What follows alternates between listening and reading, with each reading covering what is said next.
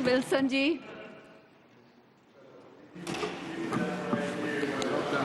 Thank you, Madam Vice Chairman.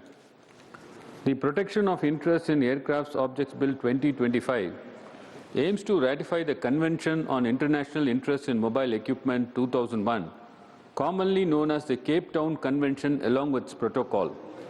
This critical international treaty establishes a standardized legal framework for transactions involving movable aviation assets, such as aircrafts, engines, and helicopters, while providing essential legal protections for creditors, lessors, and financiers.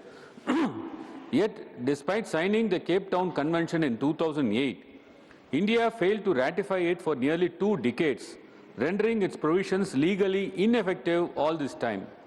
The convention sat in limbo, ignored and unenforced, while other nations moved ahead.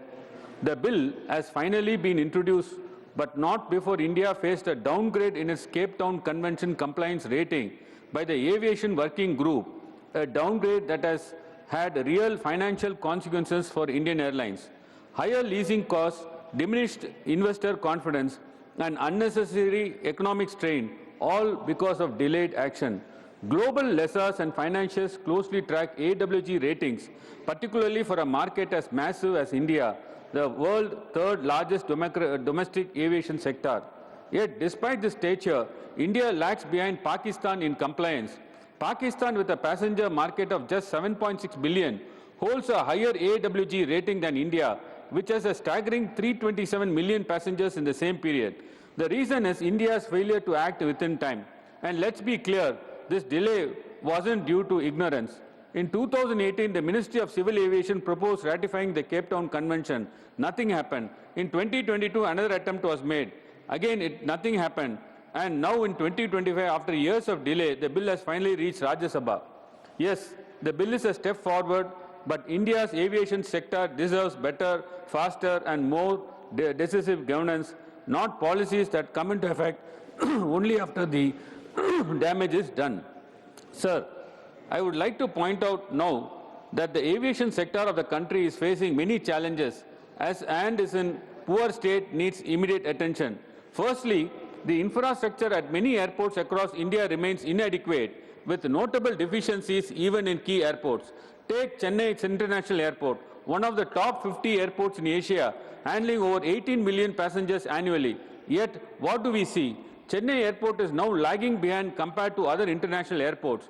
The glass panels falls down. The construction is being done years together in a snail's pace, hampering free movement. A critical shortages of aero bridges, forcing international flights to operate under subpar conditions. Only 4 aero bridges for countless international flights. This blatant connectivity and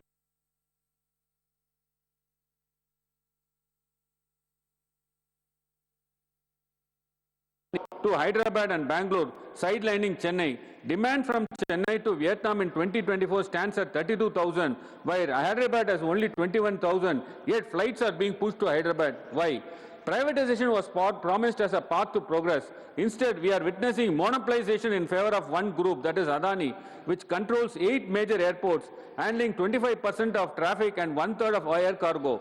One corporate giant wields unchecked power over critical national assets. Where are the safeguards? Where is the fair competition and growth of others? The neglect does not end with the Chennai airport. Parandur, second airport establishment, is going in a snail's pace, even when the state government has given its fullest support. Madurai, Trichy, Coimbatore, Salem and Tuticorin airports, which are critical for regional connectivity and economic growth, are left to rot with substandard infrastructure with no development. Hosur Airport has not taken off, despite government was ready to offer vast lands more than 2,000 acres. Let's talk about the skyrocketing cost of air travel. In just 2 years, fares have surged by 40%. Airlines are manipulating demand, artificially creating scarcity, and exploiting passengers for profit. Chennai to Delhi ticket for rupees 70,000.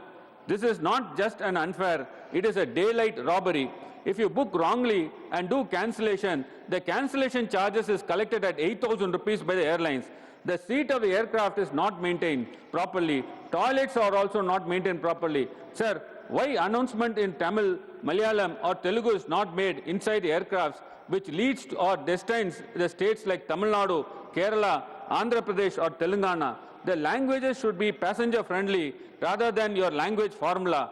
In Chennai airport, the language 2 minutes extra, madam. Yes. In Chennai airport, the lounges have magazine in doesn't have magazine in Tamil. Only after I fought, the magazines were purchased and kept there in Chennai lounges. Sir, right to travel is a fundamental right. Therefore, providing aircraft is a public service. There can be a profit, but not profiteering at the cost of public interest. Should not aircraft services be regulated? Where is the accountability? The government must step in and cap airfare prices. We need a regulatory framework that ensures fair pricing based on the seasonality and flight times, not at the whims of profit-hungry airlines. The regulatory authority has to fix the standards of airport, amenities, air charges, fixation of fees and other charges for air services, and should not be left to the discretion of the private. 2 minutes, madam, I'll complete. Of the private concessionaire or the airlines. Why the sector alone is unregulated all these years? Our aviation sector should be a driving force for economic growth, but it is being suffocated by mismanagement, greed and neglect. I urge the government to take immediate steps to strengthen airport infrastructure, introduce climate-conscious policies and establish regulatory mechanisms. You've already taken a lot of time. Including pricing regulations to make air travel accessible and sustainable for all Indians. It is time we move beyond hollow promises and deliver real, tangible results for the aviation sector and the people of this nation. Thank you very much, ma'am. Thank you.